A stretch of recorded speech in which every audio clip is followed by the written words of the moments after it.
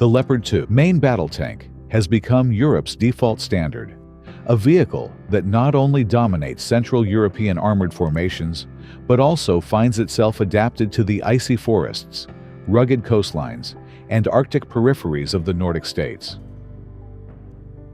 What makes the Nordic case fascinating is that while Sweden, Finland, and Norway all rely on the Leopard 2, they have each taken a distinct path in how they procure, modify, and deploy it. This divergence reflects not only different geographies and threat perceptions, but also the interplay of national defense industries, budgets, and political alignments inside NATO.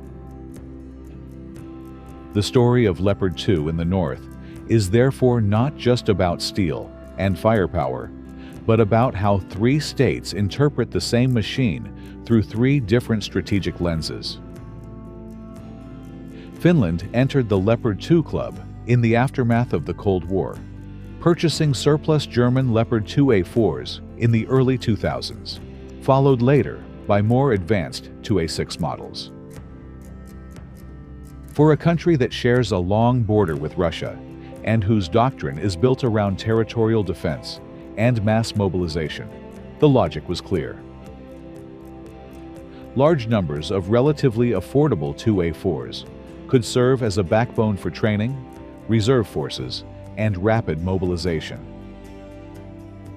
The more modern 2A6, with their longer 120mm L55 gun and improved armor, could form the frontline units.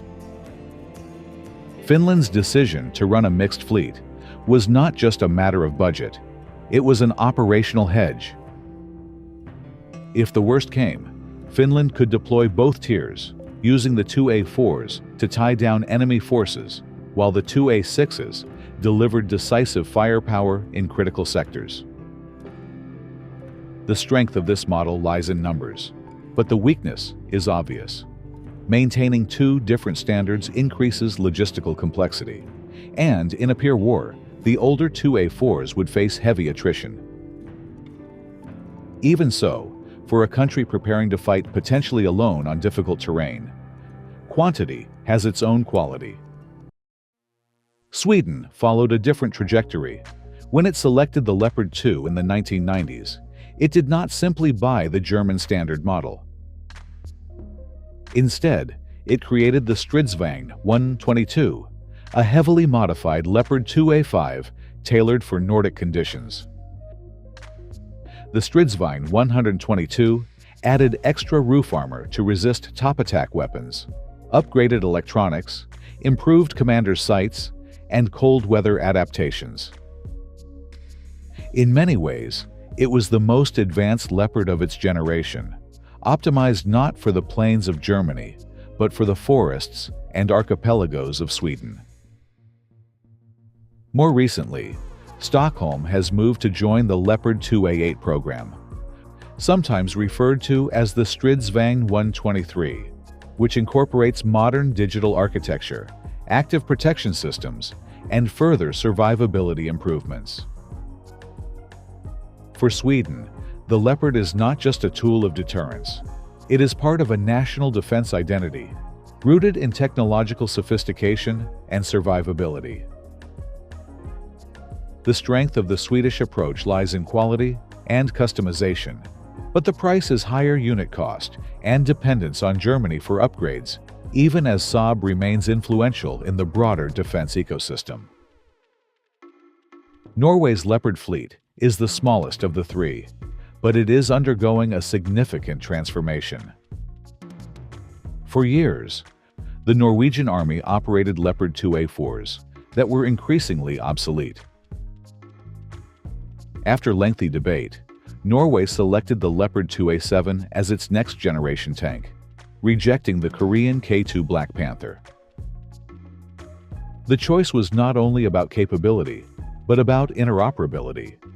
As a frontline NATO member on the northern flank, Norway needs tanks that can integrate seamlessly into allied formations, share logistics, and benefit from the same upgrade cycles as Germany and other users. The 2A7 provides that, along with modern sensors, improved armor, and climate adaptations suitable for Arctic operations. However, Norway's fleet size remains limited, reflecting the small scale of its land forces compared to its focus on air and maritime power. The Norwegian path highlights the trade-off between standardization and scale. Perfect NATO integration, but fewer tanks to spread across a challenging geography. Geography itself is perhaps the most decisive factor in shaping how the Leopard 2 is used in the north. Finland must contend with a vast border of forests, lakes, and snow, where tanks must not only fight, but also survive long deployments without guaranteed supply lines. In this environment, mobility, dispersal, and the ability to operate in austere conditions are critical. Sweden, with its long coastline and fragmented archipelagos, must think about defending against amphibious incursions, as well as armored thrusts through forests and plains. For them, a robust, electronically sophisticated tank that can fight as part of a combined arms network is essential. Norway, perched on the edge of the North Atlantic and bordering the Russian Arctic, faces the challenge of defending narrow corridors and mountain passes. For them, tanks are as much about signaling and alliance solidarity as about massed armored warfare. The same Leopard 2 takes on very different roles when filtered through these geographies.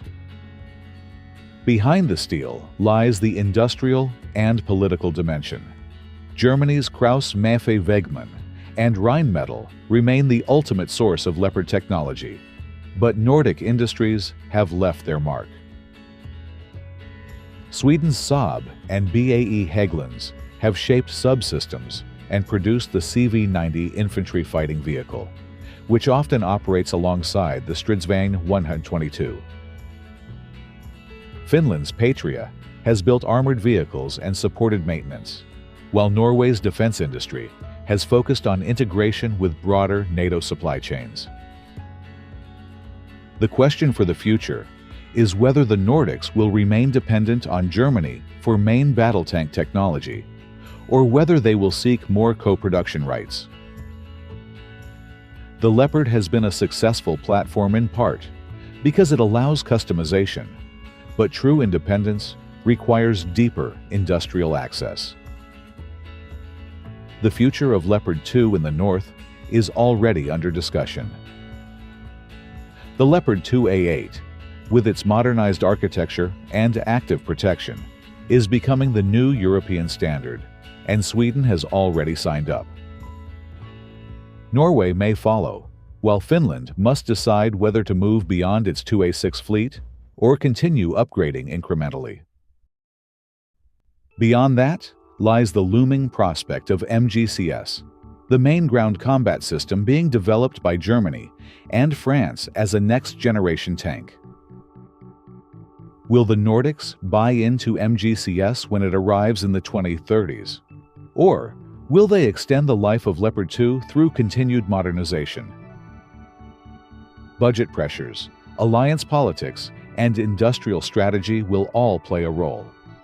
If Leopard 2 has been the tank of the present, MGCS may become the tank of the future, but whether it will dominate Nordic arsenals is still uncertain. What becomes clear is that while Sweden, Finland, and Norway all rely on the same German-designed tank, they do so in ways that reveal their national priorities. Finland has emphasized numbers and mobilization, willing to operate mixed fleets if it ensures mass. Sweden has emphasized survivability, customization, and high-end upgrades, turning Leopard into a bespoke Nordic predator. Norway has emphasized integration with NATO, seeking the latest standard even if fleet size remains modest. Each approach reflects geography, politics, and strategy.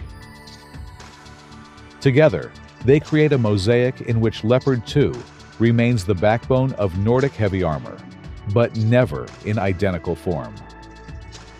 As NATO's northern flank grows more critical in the face of Russian assertiveness and Arctic competition, the Leopard 2 will continue to define the armored capabilities of the region. But the bigger question lingers. How long can Leopard 2 remain the universal solution? Will the next decade see a transition to Leopard 2A8 as the common standard? Or will divergent national paths re-emerge with MGCS or other alternatives? The answer will shape not just the balance of armored power in Northern Europe, but also the industrial and strategic fabric of the alliance itself. For now, the Leopard 2 endures as the shared language of Nordic armor, spoken in different dialects, but united by the same German roots.